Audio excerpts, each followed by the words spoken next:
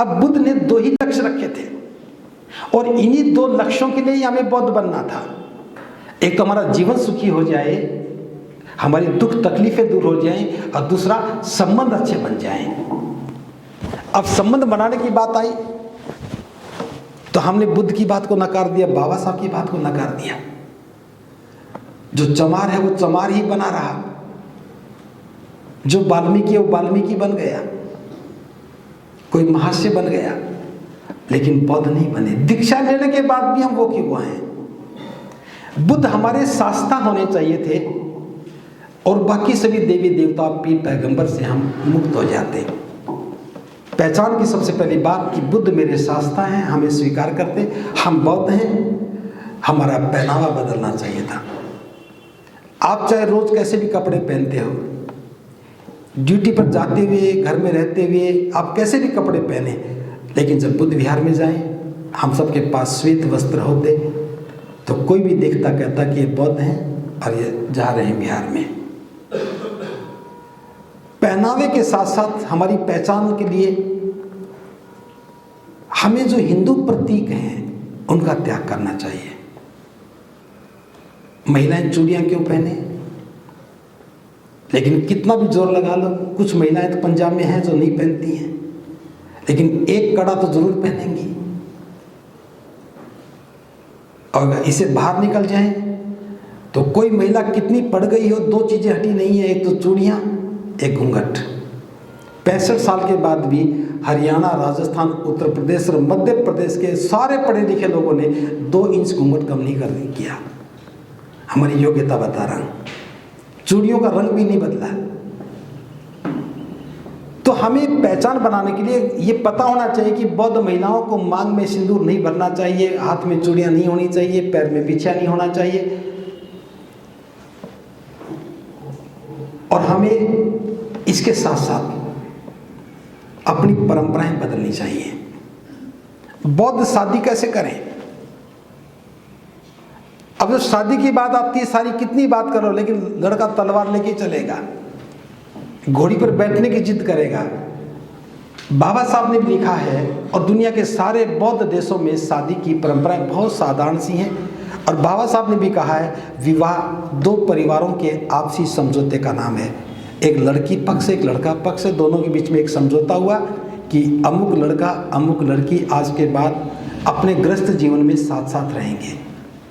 ये 2 परिवारों का आपसी समझौता है, इसका सामाजिकरण क्यों किया जाए? लेकिन हम लोग बौद्ध बनने के बाद भी बारात लेके जाएंगे। किसी बाराती का शादी में कोई काम है क्या? बारात जाएगी तो बैंड भी बजेगा, बैंड होगा तो घोड़ी भी होगी, घोड़ी होगी तो लोग पिएंगे भी, पिएंगे, नाचेंगे नाचेंगे, पीटेंगे। बारात तो बाद, शादी के बाद की बात हो गई।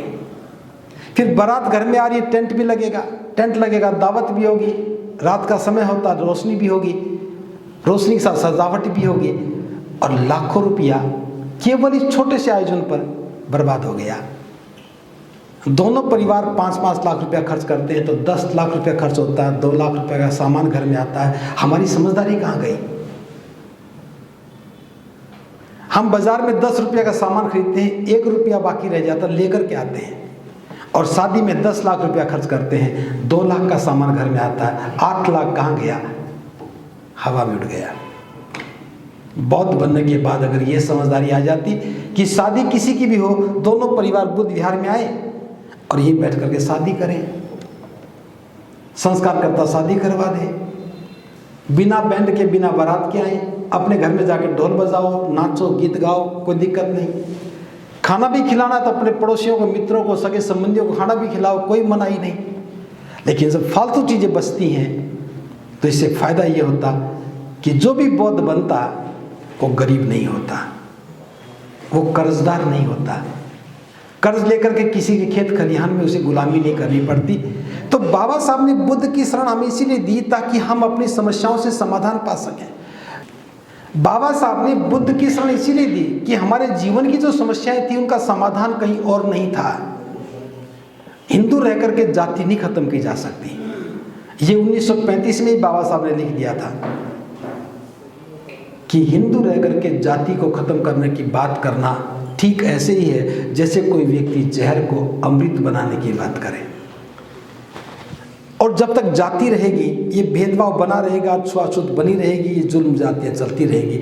इसलिए बाबा साहब ने इस जुल्म को ख़त्म करने के लिए, भेदभाव को ख़त्म करने के लिए बुद्ध की शरण में जाने की सलाह दी। और हम बौद्ध बन जाते, सही मायने में बौद्ध बनते, तो जाति खत्म हो जाती, बौद्ध रीतियाँ बदल जाती, शादी बिना खर्च के होती, तो किसी भी आदमी को कर्ज लेने की जरूरत नहीं पड़ती। और कर्ज नहीं लेता तो जो भी पैसा कमाता घर में लेके आता तो घर में खुशहाली आती। दुख हमारा कर्ज था, दुख हमारी गरीबी थी, उसका कारण पता लग गया, परंपराएं हैं, उसका निवारण बाबा साहब बता गए और हमें तो मानना था, स्वीकार करना था। यही बुद्ध विहार लाखों लोगों के जीवन बदलने का काम करता है। जिसकी भी शादी होती, दोनों परिवार 1-1 हज़ार रुपये दान करते। महीने में 10 भी शादियाँ होती तो 20,000 रुपये दान हो जाता। आपको क्या चाहिए, अगली बार वो भी खरीदी जाती। जब किसी चीज़ की उपयोगिता होती है तब उसमें बढ़ोतरी होने लगती है। चूँकि बुद्ध विहार हमारे लिए उपयोगी नहीं है, इसलिए बुद्ध विहार खंडर हो जाते हैं। बुद्ध विहार अगर काम आने लगते, जीवन संवारने का काम होता, तो भिक्खु भी बैठ जाते। अब कोई भिक्खु आपके पास कोई क्यों आए? क्योंकि आपकी आवश्यकता नहीं है, जीवन संवारने के लिए आपके पास दूसरे साधन हैं। इसलिए बाबा साहब ने जो धम्म दिया, हमें पहचान बनाने के लिए, पुरानी पहचान को नष्ट करने के लिए, जीवन की तकलीफ़ों को दूर करने के लिए हमें परंपराएं बदलनी थी। परंपराओं के साथ पर्व भी बदलने थे। हम बौद्ध बन जाते तो केवल 4 ही पर्व हमारे होते, हम लोग मनाते। आषाढ़ माह की पूर्णिमा जब बुद्ध ने पहला उपदेश दिया, वो हमारा पर्व है, धम्मचक्कप्रवर्तनाय। अशोक विजयदशमी, जिस दिन सम्राट अशोक बुद्ध की शरण में गए और उसके बाद बाबा साहब बुद्ध की शरण में गए, ये हमारा पर्व है। कार्तिक मास की पूर्णिमा, जब भिक्खु वर्षावास पूरा करके धम्म को गति देने के लिए चारिका पर निकलते हैं, वो हमारा पर्व है। हम होली, दिवाली, दशहरे से मुक्त हो जाते हैं। अब हमारे पर्व अलग होते, हमारी परंपराएं अलग होती, हमारे प्रतीक बदल जाते हैं। प्रतीक, घर में बुद्ध की तस्वीर होती, बाबा साहब का लिखा हुआ बुद्ध और उनका धम्म ग्रंथ होता, अशोक चक्र या धम्म चक्र होता 24 तिल्ली वाला, बोधि वृक्ष का पत्ता होता और पंसील का झंडा। ये 5 प्रतीक हैं। प्रतीक हमारे होते, पर्व हमारे होते, पहचान, परंपरा हमारी होती, तब हमारी पहचान बनती कि हम बौद्ध हो गए। अब हमारे घर में ना तो प्रतीक हैं, ना हमारे कोई पर्व हैं और ना हमारी कोई परंपरा। इसलिए बौद्ध बनने के बाद भी हम अबौद्ध रहते हैं। और यही कारण था कि जो बाबा साहब सोच करके हमें बुद्ध की शरण में ले जाना चाहते थे, हम उस बात को अभी तक समझ नहीं पाए। हम दीक्षा ले लें, ये कोई महत्वपूर्ण बात नहीं है। दीक्षा से पहले मन बना ले कि मैं बौद्ध बनना चाहता हूँ, और बौद्ध बनने के लिए हमें प्रतीक, पर्व और परंपरा तीनों को बदलना पड़ेगा। जीवन में सारे संस्कार बौद्ध रीति से करने पड़ेंगे। मरने के बाद भी परंपराएं बदलनी पड़ेगी, जन्म की परंपरा भी बदलनी पड़ेगी, मरने के बाद भी बदलनी पड़ेगी। अब एक छोटा सा आपसे प्रश्न पूछ रहा हूँ, हम बौद्ध बन गए या हम गुरु रविदास जी के अनुयायी हो गए। घर में जब कोई व्यक्ति मरता है, हम उसको जलाते हैं, उसके बाद अस्थियां लेकर के क्या करोगे? कहाँ जाओगे? हरिद्वार जाओगे या बनारस जाओगे? वहाँ कौन बैठा है? हाँ, वही बैठा है जिससे हमारी शत्रुता थी, जो हमसे नफरत करता है, जिसने हमने पैरों से पैदा होना बताया। अब मरने के बाद बौद्ध भी बन करके अस्थियां लेकर उसके पास जाओगे। आप MA पास हैं, PhD हैं, डॉक्टर हैं, इंजीनियर हैं, और वो अनपढ़ आदमी है। अब उसके इशारे पर ही काम करते हो। हमें क्या चाहिए था? बुद्ध की देशनाओं को समझना था। 4 तत्वों से जीवन बना है, पृथ्वी, वायु, अग्नि और जल। मरने के बाद जो जल था, भाप बन करके जल में चला गया। वायु थी, वो वायुमंडल में चली गई। अग्नि थी, वो तापमान में, वायुमंडल के तापमान में चली गई। अब जो चौथी पृथ्वी धातु थी, वो कहाँ गई? वो अस्थियों के रूप में धरती पर आ गई, राख के रूप में आ गई। अब प्रकृति ने चारों धातु अलग अलग जगह से ली, जीवन बन गया, चेतना आ गई। जब धातुएं बिखर गई तो जीवन नष्ट हो गया, शरीर मर गया, और मरने के बाद चारों धातु पृथ्वी ने अपनी मर्जी से भेज दी। पानी को पानी में, वायु को वायु में, तापमान को तापमान में, और पृथ्वी धातु को पृथ्वी में। और हम क्या कर रहे हैं? उठा करके गंगा जी ले जा रहे, पानी में डाल रहे हैं। हमें ये करना चाहिए, अपनी अस्थियों को उठा करके, अगर अपना खेत है तो उसमें गड्ढा खोदें, एक मिट्टी के घड़े में थोड़ी सी हड्डियाँ डालें, उसमें रख दें, बाकी बची हुई राख और हड्डियाँ उसमें फैला दें, और उस पर एक सुंदर सा पेड़ लगाएं। बोधि वृक्ष का पेड़ लगाएं, बरगद लगाएं, आम लगाएं, जामुन लगाएं, नीम लगाएं, जो मर्जी लगाएं। 5-4 साल के लिए उसकी परवरिश करें। जब बड़ा हो जाए, छाया देने लगे, मन में कभी तनाव हो, घर में कभी तकरार हो जाए, तो चुपचाप जाकर पेड़ के नीचे बैठ जाओ। जब पेड़ की छाया में बैठोगे तो लगेगा अगर वो माँ की अस्थियों पर है तो माँ की गोदी में बैठा हूँ, अगर वो पिता की अस्थियों पर लगे तो पिता का साया आपके साथ खड़ा मिलेगा। अगर फलदार पेड़ लगाया है, फल लगेंगे तो याद माँ की आएगी, पिता की आएगी। बच्चों को बताओगे, देखो तुम्हारी माँ की अस्थियों पर जो पेड़ लगा था, आज उसने तुम्हारे लिए फल दिए हैं। छोटे छोटे बच्चों को लेके जाओ, ये वृक्ष तुम्हारे दादाजी की अस्थियों पर है, दादी जी की अस्थियों पर है। एक दिन दुनिया से हम भी जाएंगे, सबको जाना है। हमारे जाने के बाद हमारी भी अस्थियां उसी पेड़ के बगल में जाएंगी, वहाँ एक और पेड़ लगेगा।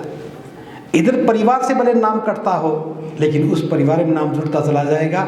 और पेड़ की भी अपनी एक उम्र होती है, और उससे ज़्यादा उम्र हमारी अस्थियों की है। हजारों साल के बाद हो सकता है कि इतिहास बदलते रहते हैं, सभ्यताएं नष्ट होती रहती हैं, फिर खुदाइयाँ होती हैं। किसी भी पेड़ की जड़ में से हड्डियाँ निकलेंगी, अस्थियाँ निकलेंगी, तो शोधकर्ता पहचानेंगे कि बौद्धों की परंपरा थी कि अस्थियों के ऊपर पेड़ लगाया जाए। हमारे जाने के बाद हमारी अस्थियाँ भी आने वाली पीढ़ी को इतिहास बताएंगी कि हम भी कभी बौद्ध बन करके जी थी।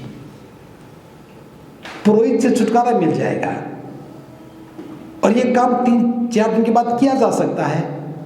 और उसके बाद श्रद्धा सुमन अर्पित करके जो फूल वहाँ इकट्ठे हों, उन फूलों को उसी पेड़ के चारों ओर फैला दो, खाद बन करके उसी को गति देने का काम करेंगे, उसको जीवन देने का काम करेंगे। परंपराएं बदलने से पहचान बदल जाती है। अगर अपनी जमीन नहीं है तो सरकार की जमीन है, सड़क के किनारे पर कहीं पर भी गड्ढा खोद के पेड़ लगाओ। पेड़ लगाने के लिए कौन मना करता है?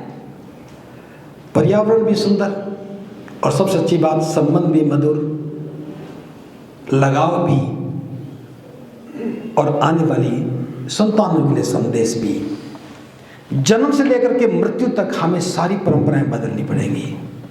हमें पहनावा भी बदलना पड़ेगा, हमें पर्व बदलने पड़ेंगे। और जैसे जैसे बौद्ध होते हैं, बौद्धों को जीना चाहिए, वो सब हमें सुव्यवस्थित और उनकी व्याख्याएं करनी पड़ेंगी। आप देखेंगे वो एक सच्चा बौद्ध बनना होगा जब हम शीलों का पालन करने लगेंगे, 7 कुशल संकल्पों की देशना सुनने लगेंगे, और उन सब चीज़ों को करने लगेंगे जो बौद्ध करते हैं। तो हम पूरे विश्व के जो भी बौद्ध राष्ट्र हैं, उनके भाईचारे के हिस्सा बन जाएंगे।